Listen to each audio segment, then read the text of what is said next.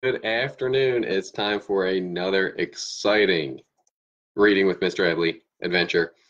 So just a reminder, kids, distance learning started yesterday. So hopefully you've gotten to the swing of things. It's only day 2, so it may take another day for you to get back into the swing of things.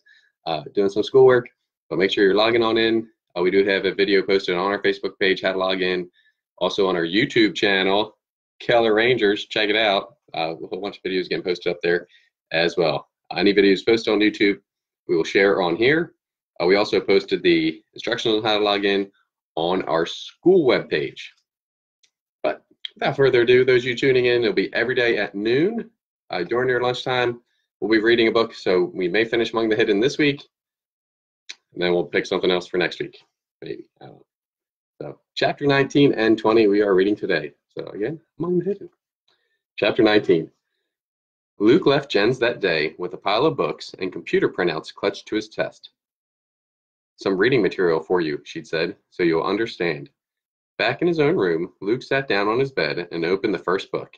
It was thick and carried its title in ominous black letters, The Population Disaster. The type inside was small and closely spaced. Luke read a sentence at random. While debate continues over the carrying capacity of the Earth, he skipped ahead. If the total fertility rate in industrialized countries had remained at or below 2.1, Luke saw that reading this book would be like puzzling out the letters Dad got from the government. He glanced at the other 2 books, The Famine Years Revisited and The Population Reversal. They looked no easier. The computer printouts were at least brief, but both The Problem of the Shadows and The Population Law, our country's biggest mistake, were full of big words. Luke sighed. He was tempted to put the books aside and just ask Jen to explain them to him.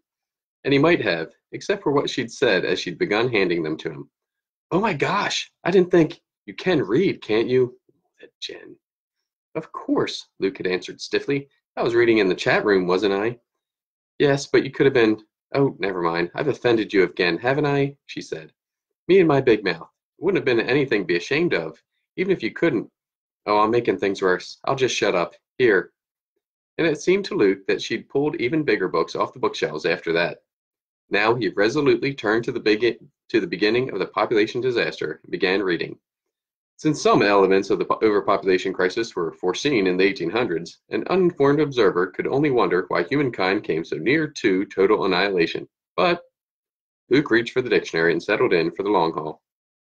It rained for the next several days, so Luke read constantly, not even tempted to race over to Jen's instead. He could hear Dad banging around downstairs, stomping in and out from the barn or the machine shed. Now that the harvest was in, Luke thought Dad might be bored without the pigs to take care of. So Luke read cautiously, always ready to shove his population book under his pillow and replace it with one of his adventure books. The preparation paid off on the 4th day when he heard Dad's footsteps on the stairs. Hey Luke, what are you up to? Nothing, Luke said, turning Treasure Island right side up at the very last moment. Dad didn't notice. Want to play cards? They played rummy on Luke's bed. Luke could feel the corner of the population disaster poking his back throughout the entire game. And he kept wanting to ask Dad about what he was learning. He spent most of the first game biting his tongue. Dad won. Again? Dad asked, shuffling the cards. You don't have any work you gotta do. In November? With no livestock? Only work I've got now is figuring out how we're going to pay our bills once the hog money runs out. Isn't there some way to grow stuff inside during the winter? Like down in the basement with special lights, like lots of water and extra minerals, and then you could sell it? Luke asked without thinking. He just finished reading a chapter in the population book about hydroponics. It's one of my favorite things to read about, is hydroponics. Dad squinted. Seems I did hear tell of that once. Luke won the next hand. Dad didn't seem to be concentrating. At the end, Dad said, Mind if we quit now? Luke was terrified Dad would ask where he'd heard of hydroponics, so he just said, No problem. Dad left muttering, Growing food inside. And he scratched his goatee. Luke wished he had the nerve to ask about the population law, or the famines, or even some family history. Once he got past the dense language, the books Jen had loaned him were full of revelations. As best he could understand it, the world had simply gotten too full of people about 20 years earlier. Poor countries had it particularly bad, and people there often starved or malnourished. But then something worse happened. Terrible droughts struck the parts of the world that always grew the most food. For 3 years, they grew almost nothing. People everywhere starved. In Luke's country, the government began rationing food, only allowing people to have 1,500 calories a day.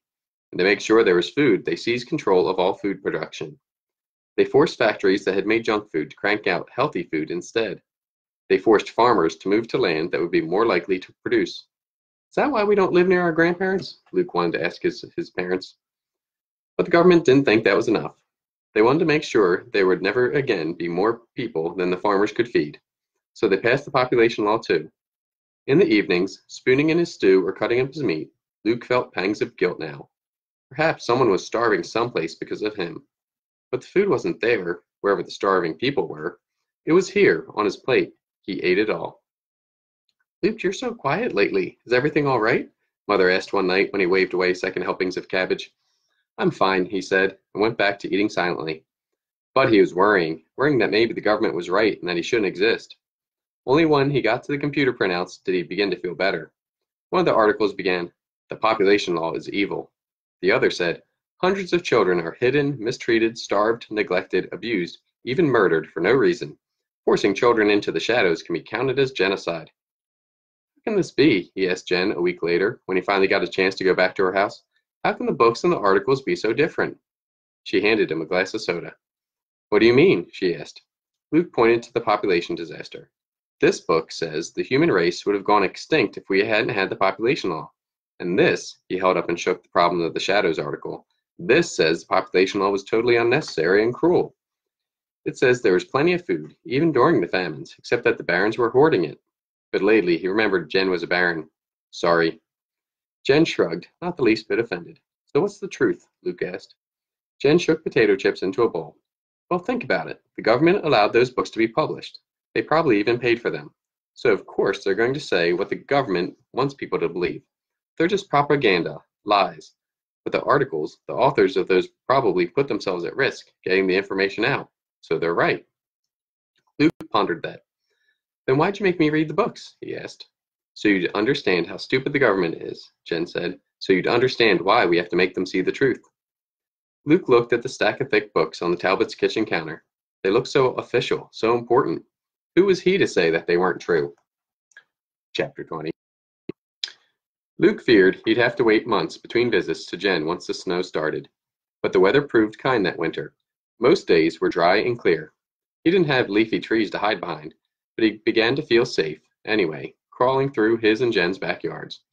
By mid-January, he could make the entire journey without his heart beating abnormally at all. The odds against someone watching from one of the other barons' houses seemed too astronomical to worry about. His only concern was Dad. Dad usually hung around the house a lot during the winter. Without the hogs to tend to, he could easily have been there even more than usual, preventing Luke from ever sneaking out. But suddenly, Dad had taken to heading to town many mornings, yelling up to Luke, "I'm going to the library. You've got something up there to eat for lunch, don't you?" Or, "There's some plastic tubing over to Slayton I want to check out. Tell the boys when they get in from school, you hear?" "It's that hydroponics notion," Luke bragged to Jen one day in late January, while they were sitting at the computer together. "I got Dad all excited about it, and now he's too busy with that to notice what I do." "What's hydroponics?" Jen asked. "It was in one of your books. You know, growing plants indoors without soil, just using water and special minerals." "Oh," Jen said. "Does he think the government would actually let him do it?" "I guess so," Luke said. "Why wouldn't they?" Jen shrugged. "Why does the government do anything?" Luke didn't have an answer to that. Jen turned back to the computer chat room where everyone was debating fake IDs. Here's what the chat room said. Carlos, "Mom says they won't buy me one until I'm 18 because she thinks the government wouldn't challenge in adults as much. Maybe they'll be cheaper then." Pat, "Maybe Sean and I will get ours by the time we're 90. Dad and Mom have been saving for them as long as we can remember." Yolanda, "My dad says he's waiting to find one that's foolproof. Says there are too many bad ones out there." Jen began typing furiously. "Who needs a fake ID? Carlos, they probably get one for you that says John Smith, and you'd have to spend the rest of your life trying to pass for an Anglo. My parents have been begging me to get a fake ID for years. Why, I won't until I can have one that says Jen Talbot, and it's really mine." "Have you all forgotten the rally? We're all going to get real IDs that say who we really are. We aren't fakes. We shouldn't have to hide." She jabbed the enter button so hard the computer shook. "But Jen," Luke said timidly, I thought you used a fake ID to go shopping with your mom. Said you were her niece. Jen turned her fierce gaze to Luke. No, that was just a shopping pass, she said. I don't like using that either, but I figured I can't fight my parents about everything. What they're talking about, she pointed at the computer screen, is taking on a fake identity permanently. Most shadow kids do that eventually. They go live with another family and pretend to be someone they aren't for the rest of their lives. So you'd rather hide? Luke asked. He thought about using a different name, living in a different family, being a different person. He couldn't imagine it. No, of course I wouldn't rather hide, Jen said irritably. But getting one of those IDs, that's just a different way of hiding. I want to be me and go about like everybody else. There's no compromise, which is why I've got to convince these idiots that the rally's their only choice.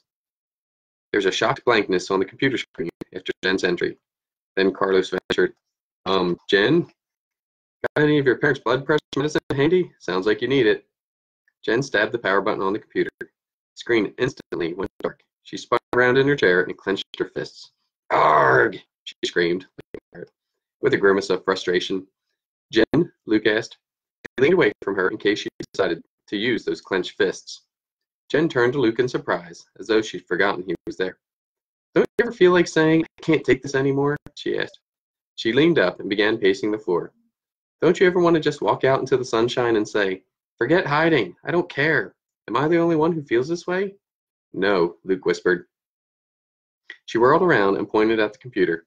Then what's wrong with them? Why don't they understand? Why aren't they taking this seriously? Luke bit his lip. I think, he said, people just have different ways of expressing what they feel. Those kids make jokes and complain. You run around screaming your head off and tackling people. He was proud of himself for figuring that out, considering he really only knew 5 people in the whole world. But for the first time, he wondered how the rest of his family would cope if any of them had to hide. Dad would get grumpy. Mother would try to make the best of it, but you'd be able to tell that she was really unhappy. Matthew would be quiet, but would look sad all the time, the way he looked every time anyone mentioned the pigs they couldn't keep anymore. Mark would gripe so much that he'd make everyone miserable. For the first time, Luke felt a glimmer of pride that he dealt with hiding better than anyone else in his family would, he thought. Jen snorted at his explanation. Whatever, she said. She slid back into her chair by the computer. The rally's in April. Got 3 months to make sure everyone's ready. She switched on the computer and began typing furiously again. Luke slipped away for a few hours later. He wasn't sure Jen even noticed him leaving. Bum, bum, bum. That is the end of chapter 20. So tomorrow we'll start off with chapter 21. So again, we'll pop online every day at noon, as we can hear more of Among the Hidden. And then we'll have morning announcements every day on Facebook at 8:30, and then we'll do end of day announcements at 3:55, like we usually do at school. So you'll have a great rest of the day. Thanks for watching, and remember, range is the way.